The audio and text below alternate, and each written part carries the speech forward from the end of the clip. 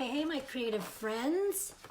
I'm Shannon from Shannon Studio, and we are here to talk creativity and a creative lifestyle. So anything that helps us to have more creativity in our life, to make some switches, to see how important it is, or whatever we can talk about to promote having more creativity in our lives, because it is a huge, huge benefit. So, but today is Sunday, so on Sundays I add creativity with spirituality, with some kind of spiritual aspect to our lives as well. In my life, spirituality, a belief in Jesus Christ is a big part of who I am. It's one of the biggest parts of who I am. So I like on Sunday to share a little bit of that with you. So, so today we went to church, and so I have my little dots. These are dots I got, I think, at the fabric at Hobby Lobby. Yeah, at Hobby Lobby in the United States, and made a little dress. And so I wore that. I mean, I've had this dress for a while, but I wore it today. But it reminded me because I wore these shoes with them. So I'm going to show you these shoes. So these shoes have my fabric pattern on them. So I took them into Zazzle.com and took my pattern and put them in there. And one of the fun things of this is, and so I put the pattern in and they put it on the shoe, and then, then you get to have your own pattern on a shoe. So one of the fun things about this is that the shoe unzips, and then you can take it off. I think this is how they print it. I think that's how they do print it, but I then can take it off and then I can wash it because it's light colored. But anyways, I just thought that was cool, and I don't know that I've ever shown you that. And it's, when you make something and you get to put it on a tangible thing, it just makes it that much more fun, and it makes you kind of want to create more. And Zazzle.com, and I'm trying to think, spoonflower.com, those are places that you can do your own designs. Like I showed you in several videos back how to do a repeat pattern. You don't even have to know how to do a repeat pattern, but so then you can make some things, put them online, put them on shoes, put leggings, put them on sweatshirts, all kinds of things, and it's just really fun. So I wore those today and thought, I should show you guys that. So, but that's not our topic tonight. Our topic tonight is, first off, in my church, I have had the opportunity to be able to teach teenagers a lot. Many years I've had this opportunity to teach. And if you know anything about teenagers, it's not that they're, I was going to say, it's not that they're demanding, but kind of.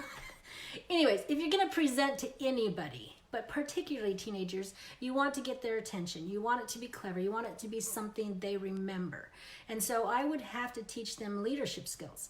And so I would try to think of creative ways to put across an idea, a concept, that they might remember, or that might, if they saw something or did something later, that it would connect with them again. So it would bring it like, oh, so this one is about confidentiality, about how to, when you hear things as a leader, you hear things, and as friends, we hear things, or we might overhear things just out there.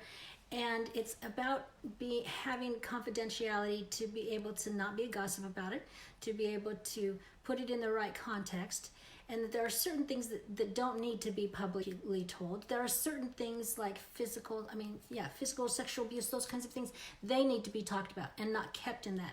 But for the most part, a lot of us are not running across that per se with teenagers. So, I shouldn't say that. That's not...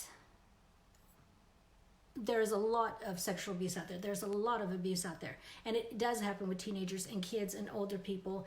It just happens across the board.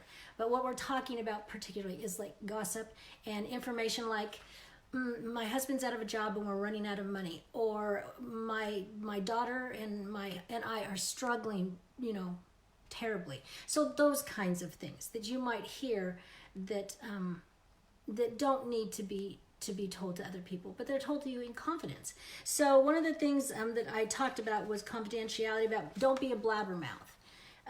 That's kind of a cute little phrase that is been said before. So a blabbermouth. So a blabbermouth is someone who doesn't have the ability to judge between what should and shouldn't be said, and publicly proclaims the personal information of others.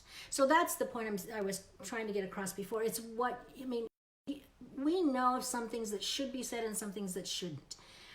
Hi, Gina Marie. So a blabbermouth is somebody who doesn't make the distinction, who can't figure it out. So then in Proverbs it says, so back it up. Well, no, I'll say 12 through 19. He that is void of wisdom despiseth his neighbor. A talebearer revealeth secrets. Where no counsel is, the people fall. The wicked worketh a deceitful work. He that pursueth evil pursueth it unto his own death. So, and a talebearer is one who spreads malicious, harmful, spiteful stories or gossip about others. So that's what a blabbermouth is, and that's how the scriptures support that.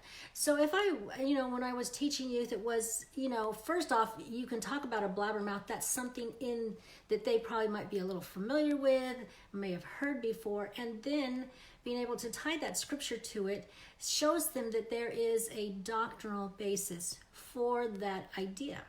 So then it kind of follows up with, don't be a blabbermouth, but button up. Button up is an idiom that means to fasten closed, to fasten your mouth closed, to stay silent and get silent. Get silent and stay silent.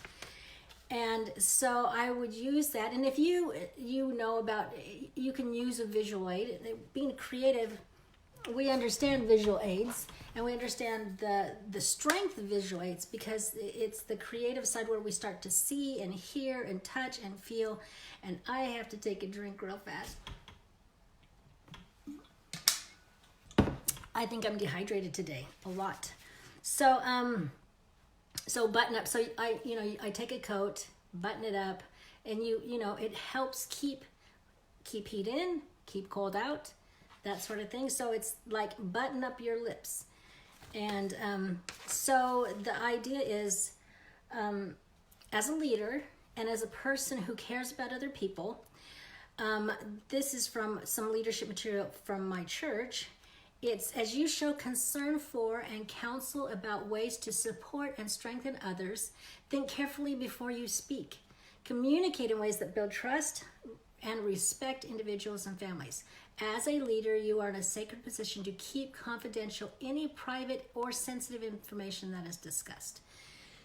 So that's the idea of button up, keep confidentialities, things that you certainly wouldn't want said to other people. And in Proverbs also in 11:12 it says, a man of understanding holdeth his peace. A man of understanding holdeth his peace. He that is a faithful spirit concealeth the matter. In the multitude of counselors there is safety. So if you're not sure, it's like talk to other people. Is this something, and I mean talk to other people, not like everyone, but if you are in a position of responsibility, talk to those who are in positions of responsibility. So share that information. Usually when I was talking to youth, they were in what's called a class presidency. So they had 2 counselors and a teacher advisor to be over them. And so they could counsel together if this is something that should be or shouldn't be discussed if you're not sure. So it says, him that soweth righteousness shall be a sure reward, such as are upright in their way are his the Lord's delight. So the Lord wants to help people. He wants us to help people, and in helping people, sometimes we hear things that are sensitive to people, that are tender to people, and we have to know, and to be able to discern, like that scripture in Proverbs says, to be able to discern what and who we should say things to.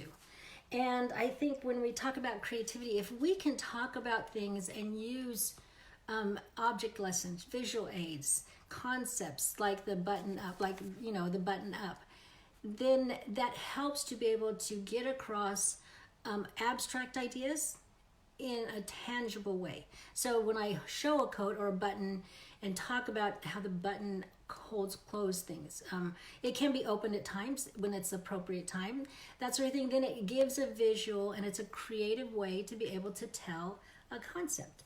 So I just want to share that with you, that there's going to be several concepts I share that way to show how creativity can be used in other ways besides making the thing. I mean, yes, I made this into a little paper handout, but into, creativity goes across our whole lives if we let it, if we understand how to use it. So that is the tip today in our own lives, because all of us are susceptible to gossip and susceptible to saying things we shouldn't, or not thinking before we speak. So don't be a blabbermouth and button up.